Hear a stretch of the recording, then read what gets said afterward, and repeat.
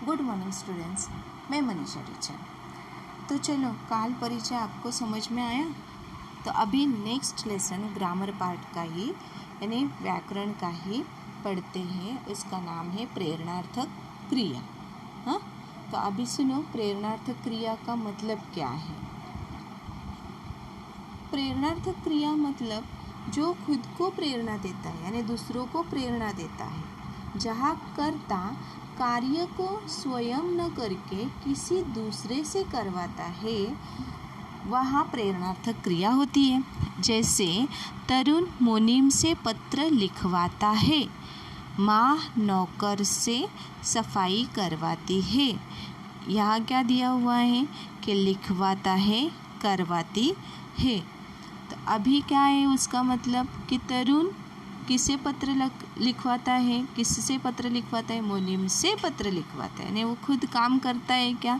नहीं, तो वो दूसरों को प्रेरणा देता है और उससे वो काम यानी पत्र लिखने का जो काम है वो करवाता है, यानी पत्र लिखवाता है। फर्स्ट उदाहरण में समझ में आया कैसे वो। नेक्स्ट उदाहरण में देखो, माँ नौकर से सफाई करवाती है। नौकर से माँ खुद करती है क्या सफाई? नहीं, वो किससे सफाई करवा रही है? नौकर से सफाई करवाती है। दोनों उदाहरण में से लिखवाता है और करवाती है। यानी दूसरों को अगर प्रेरणा मिलती है तो उसे क्या कहते हैं? हम प्रेरणार्थक क्रिया कहते हैं। समझ में आया? अभी नेक्स्ट है, प्रेरणार्थक क्रिया के दो प्रकार होते हैं। कितने प्रकार? दो प्रकार। एक प्रथम प्रेरणार्थक और दूसरा है द्वितीयक प्रेरणार्थक। तो अभी हम क्या कहेंगे कि प्रथम प्रेरणार्थक यानी जो खुद काम करता है, वो स्वयं काम करता है, उसे क्या कहते हैं? प्रथम प्रेरणार्थक। और द्वितीयक प्रेरणार्थक मतलब क्या? जो काम दूसरों से करवाता है यानी खुद न करके दूसरों से वो काम करवाता है, उसे हम द्वितीयक प्रेरणार्थक कहेंगे। अभी पहले हम देखेंगे प्रथम प्रेरणार्थक। यानी पहले मैंने क्या बताई है डेफिनेशन उसकी? जो कार्य खुद करते हैं उसको हम क्या कहेंगे कि प्रथम प्रेरणार्थक क्रिया कहेंगे। यानी खुद कार्य किया जाता है। तो जैसे अभी कुछ उदाहरण दे रही हूँ तो वो समझना और समझ में यानी आप खुद को ही वो समझ में आना चाहिए। जैसे कि अभी मैं समझा रही हूँ कि अध्यापिका छात्रों को पढ़ाती है, सीता राहुल को खाना खिलाती है। यानी अध्यापिका वो खुद कार्य कर रही है। कौन सा कार्य कर रही है? पढ़ाने का कार्य कर रही है। किसको करा रही है? छात्रों को करा रही है। यानी वो क्या आई कि प्रथम प्रेरणार्थक, यानी वो कहाँ से प्रेरणा लेती है? खुद से प्रेरणा ले रही है। दूसरे भी उदाहरण में क्या दिया है कि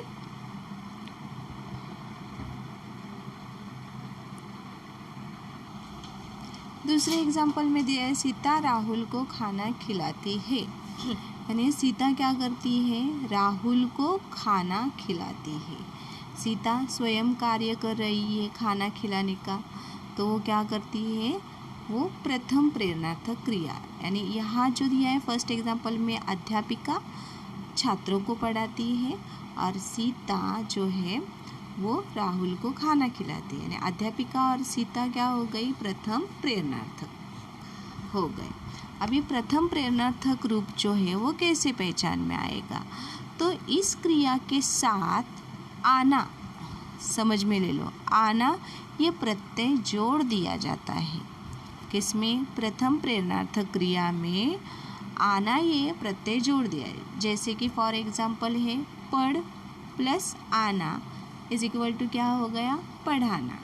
समझ में आया?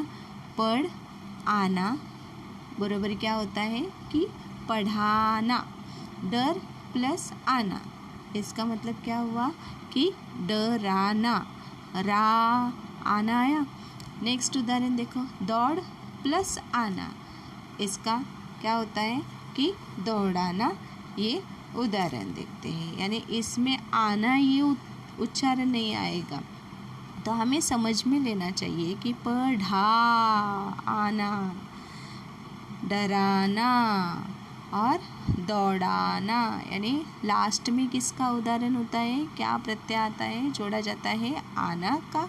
अगर प्रत्यय आता है तो हमें समझ में लेके चलना चाहिए कि वो कौन सी प्रेरणार्थक का रूप है, प्रथम प्रेरणार्थक का रूप है। नेक्स्ट में देखते हैं कि द्वितीयक प्रेरणार्थक रूप। अभी प्रथम प्रेरणार्थक रूप समझ में आया ही होगा। अभी द्वितीयक प्रेरणार्थक रूप किसे कहते हैं कि जब हम दूसरों से कार्य करवाते हैं तो वह हम क्या कहते हैं वहाँ कि द्वितीयक प्रेरणार्थक रूप। जैसे कि जोकर सर्कस में बंदर से करतब करवाता है, माँ रेखा से भोजन बनवाती है, यानी इसमें करवाता और बनवाती है। तो ये क्या हो गया, द्वितीयक प्रेरणार्थक रूप। किसे जोकर किसे सर्कस करवाता है, बंदर से कर्तव्यकारी दिखाता है, बंदर जो है वो कर्तव्यकारी दिखाता है और जोकर करवाता है उसे। तो जोकर या ये क्या हो गया कि द्वितीयक प्रेरणार्थक रूप। अभी माँ रेखा से भोजन बनवाती है, माँ किसे भोजन बनवा रही है, रेखा से भोजन बनवा रही है। तो अभी हम लोगों को ये पहचान में कैसे आएगा, तो समझो, तो यहाँ क्या आता है कि इसमें धातु शब्दों के अंत में वाना प्रत्यय लगवाकर द्वितीयक प्रेरणार्थक क्रिया के शब्दों का निर्माण किया जाता है। पहले के उदाहरण में आना और यहाँ के उदाहरण में वाना, यानी जैसे कि पढ़ प्लस वाना पढ़वाना, डर प्लस वाना डरवाना, दौड़ प्लस वाना दौड़वाना।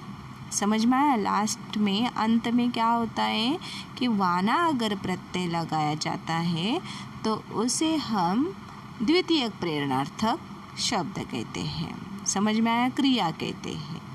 तो उदाहरण के स्वरूप में आपने जाना ही होगा कि किस तरह से हमें पहचान में आना चाहिए। तो फर्स्ट उदाहरण में क्या बताया है कि आना ये शब्द और सेकंड में द्वितीयक प्रेरणार्थक में वाना ये शब्द होते हैं। तो अभी आप लोगों को समझ में आया ही होगा कि प्रथम प्रेरणार्थक रूप में क्या दिया जाता है और द्वितीयक रूप में कैसे पहचान में आना चाहिए। तो अभी अभ्यास प्रश्न पत्र में क्या पूछा गया है कि प्रेरणार्थक क्रिया कितने प्रकार की होती है। तो कितने प्रकार की होती है बोलो ज़रा, 2 प्रकार की होती है। तो अभी मैं क्या कर रही हूँ, यहाँ ये पाठ जो है, ये लेसन जो है वो हमारा समाप्त हो जाता है, लेकिन जो मैं क्या देती हूँ, प्रश्न पत्रिका दे रही हूँ, तो उसका अच्छी तरह से लिखान करना है और जो नोट्स दे रही हूँ वो भी अच्छी तरह से अपने नोटबुक में लिखना है। समझ में आया? धन्यवाद।